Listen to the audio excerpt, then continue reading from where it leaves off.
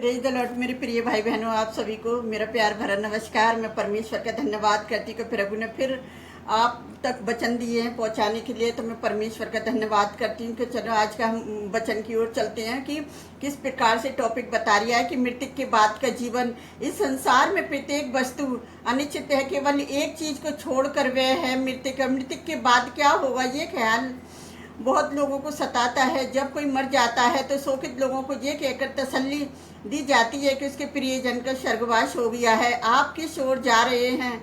आपको ये जानकर आश्चर्य होगा कि स्वर्ग का द्वार सबके लिए नहीं खुला है। अधिकतर लोग अपने आप को नरक जाने की तैयारी कर रहे हैं। बहुत लोग ये नहीं जानते कि कहाँ जा रहे हैं। अब समय आ चुका है कि आप जान लें कि पवित्र बाइबल के प्रकाशन के अनुसार आप किस ओर जा रहे हैं। पवित्र बाइबल बताती है कि जब इंसान मर जाता है तो उसके मृतक शरीर से आत्मा बाहर निकलती है और क्या होता है कि आत्मा परमेश्वर के पास चली जाती है।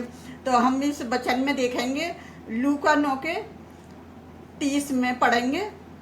और देखो, मूसा और एलिया वे दो पुरुष उसके साथ बातें कर रहे थे।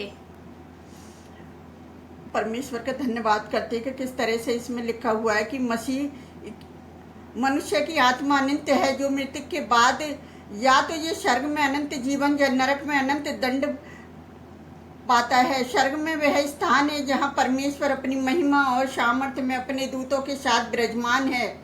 स्वर्ग में अनंत आशीषों से भरा हुआ स्थान है जहाँ प्रेम, आनंद, शांति, भलाई और खुशहाली, आराम आदि भरपूर है। हालेलुया।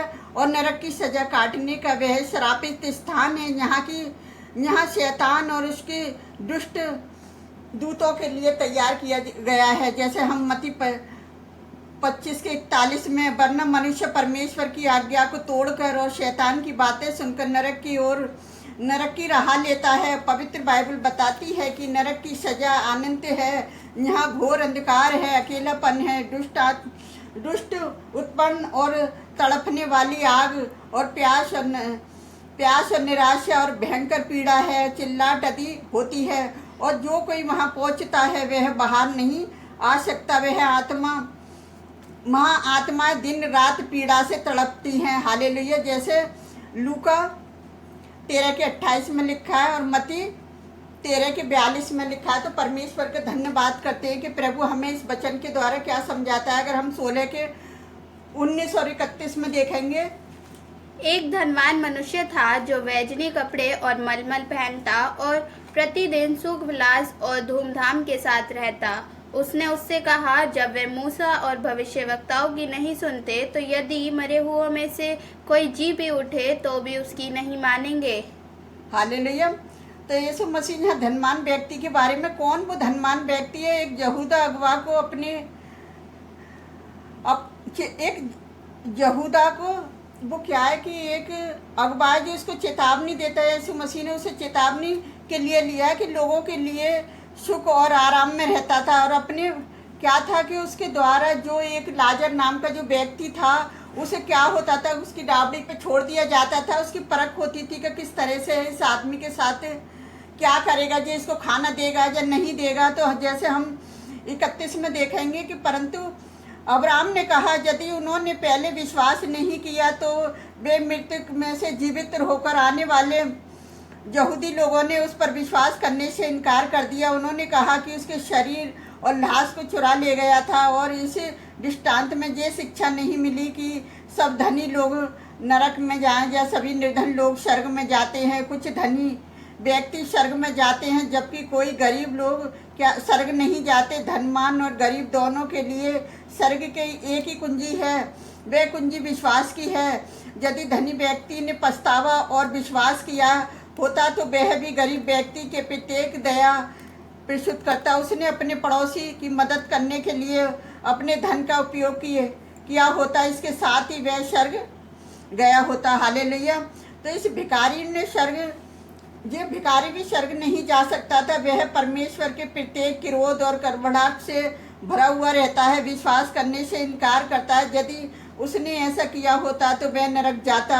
और धनी और गरीब दोनों के लिए स्वर्ग जाने का केवल एक ही मार्ग है, ये है साकार मार्ग। और सिर्फ कुछ लोग ही इस प्राप्त करते हैं। तो परमेश्वर का धन्यवाद करते। जैसे मत्ती 7:14 में जैसे मन फिराओ और मसीह पर में विश्वास करने वालों के लिए यही मार्ग है। तो परमेश्वर का धन्यवाद करते कि प्रभु अपने वचनों के द्वारा किस तरह से हमसे बातचीत करता है कि जिस तरह से हमारा शरीर तो मिट्टी है, वो तो मिट्टी में ही मिल जाएगा, लेकिन यहाँ पे यीशु मसीह के शिष्यों के बारे में बता रही है कि यीशु मसीह के जो शिष्य हैं वो उनको किसी भी व्यक्ति से नहीं डरना चाहिए, ना तो शैतान से डरें, ना सिर्फ परमेश्वर से डरें, और लोगों से और दुष्ट आत्माओं से तो वो बिल्कुल ना डरें, क्योंकि वो केवल देह को नष्ट कर सकते हैं, परंतु वे किसी आत्मा को नष्ट नहीं कर सकते। परमेश्वर ही है जो वो नरक से क्या करता है, हमें बचा भी सकता है, निकाल भी सकता है, और परमेश्वर अनंत जीवन दे सकता है, और केवल वही है वो वहाँ जाने से मनुष्य के आत्मा नष्ट हो जाता है। कहाँ जाने से? नरक में जाने से, क्योंकि वह परमेश्वर से अलग हो जाता है। और मसीह विश्वासियों को किसी व्यक्ति या किसी भी प्रकार के सताव से क्या करना, डरने की ज़रूरत नहीं है, क्योंकि किसी भी विश्वासी को परमेश्वर से कोई भी अलग नहीं कर सकता। देखिए रोमियो 8:35 और 38-39 में लिखा है कि परमेश्वर के प्रेम से हमें कोई भी अलग नहीं कर सकता। परमेश्वर महान है, क्योंकि आज दुष्ट ने क्या करा है कि लोगों को उस्का दिया है कि क्या करें कि मसीह लोगों को परमेश्वर से अलग करते हैं। तो मेरे प्रिय भाई बहनों, आज जागने का समय आ गया है। आज आपको जागना है, क्योंकि आज मसीहत आगे बढ़ती चली जाएगी और शैतान के काम है जो वो रुक जाएंगे, क्योंकि परमेश्वर का वचन बताता है कि तुम शैतान का सामना करो तो शैतान तुम्हारे सामने से भाग जाएगा। तो मेरे प्रिय भाई बहनों, जैसे शैतान आपके चर्चों को तोड़ने के लिए, आपके सताव के लिए आ रहा है, तो आपको क्या करना है? आज शैतान का सामना करना है, और उन लोगों को पता है क्या करना है, आपको लतेड़ना है, क्योंकि वचन में लिखी है एक व्यक्ति 1000 के बराबर है। तो आप तो लाखों में हैं, आपको क्या करना है? उन 2-3 बंदों को लतेड़ना है और उनको भगाना है, क्योंकि परमेश्वर तुम्हारे साथ है। कोई दुष्ट के कामों को नाश करने वाला परमेश्वर जो होगा तुम्हारे साथ है। तो आप परमेश्वर पर विश्वास कीजिए। जैसे दाऊद राजा जब युद्ध में जाता था तो कहता था कि मैं सेनाओं के यहोवा के नाम से आ रहा हूँ। तो मेरे प्रिय भाई बहनों, आज आपको जागने का समय आ गया और आपको प्रार्थना करनी है और अपने परमेश्वर से ये प्रार्थना करनी है कि प्रभु जी, जब भी मैं कोई काम करूँ तो मैं सेनाओं के यहोवा के नाम से करूँ। और आप जिन वचनों को बाइबल से पढ़िए, और जब बाइबल से इन वचनों को पढ़ोगे तो आपको पता चल जाएगी कि स्वर्ग और नरक के बारे में किस तरह से बाइबल बताती है और किस तरह से हमें नरक जाने के लिए बचाती है। तो मैं परमेश्वर का धन्यवाद करती हूँ सुंदर वचन के लिए। आइए हम आप सबके लिए प्रार्थना करते हैं। आप भी हमारे साथ मिलकर प्रार्थना करें। हालेलुया।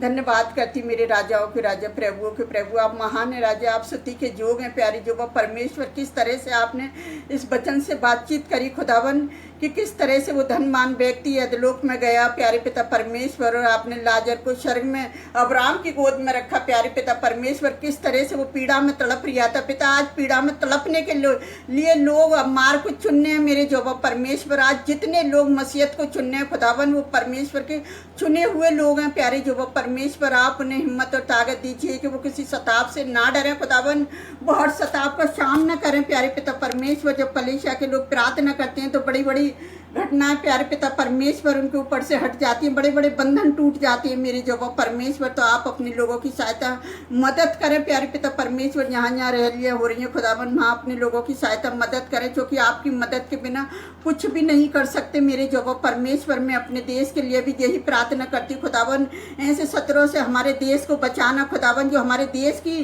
शांति को अशांत में फैलाना चाहते हैं प्यारे जो परमेश्वर। हम हर एक देश के लोगों के लिए मैं आपके हाथ में देती हूँ, जो एक दूसरे के लिए प्रार्थना कर रहे हैं खुदावन, अपनी शासन प्रशासन के लिए प्रार्थना कर रही हूँ प्यारे पिता परमेश्वर। वो भी नरक की ओर ना जाए, वो भी स्वर्ग के राह चुने मेरे जो परमेश्वर। मैं आपसे विनती करती हूँ खुदावन, जितने मसीह लोग हैं खुदावन एक दूसरे के लिए प्रार्थना कर रहे हैं खुदावन, अपने देश की तरक्की के लिए प्रार्थना कर रहे हैं खुदावन। हमारा देश आगे बढ़ता चला जाए खुदावन, जाति धर्म के पीछे ना लड़े खुदावन, और एक दूसरे से प्यार करने वाले बन जाए खुदावन, एक दूसरे से प्रेम करने वाले बन जाए, जिस तरह से परमेश्वर ने मसीह लोगों को प्रेम सिखाया प्यारे पिता परमेश्वर, और एक दूसरे के साथ वो भी प्रेम करने वाले बन जाए प्यारे पिता परमेश्वर। जितने लोग सताव को सह रहे हैं खुदावन, आप उनकी सहायता उनकी मदद करें खुदावन। मैं सारा आदर महिमा आपको देती खुदावन। जितने लोग हमारी वीडियो को लाइक कमेंट सब्सक्राइबर करते खुदावन, उनको भी बड़ी आशीष बड़ी बरकत देना प्यारे जो परमेश्वर, और अपनी समस्याओं को कमेंट्स में लिखें ताकि हम भी उनके लिए दुआ कर सके प्यारे पिता परमेश्वर। और हर दिन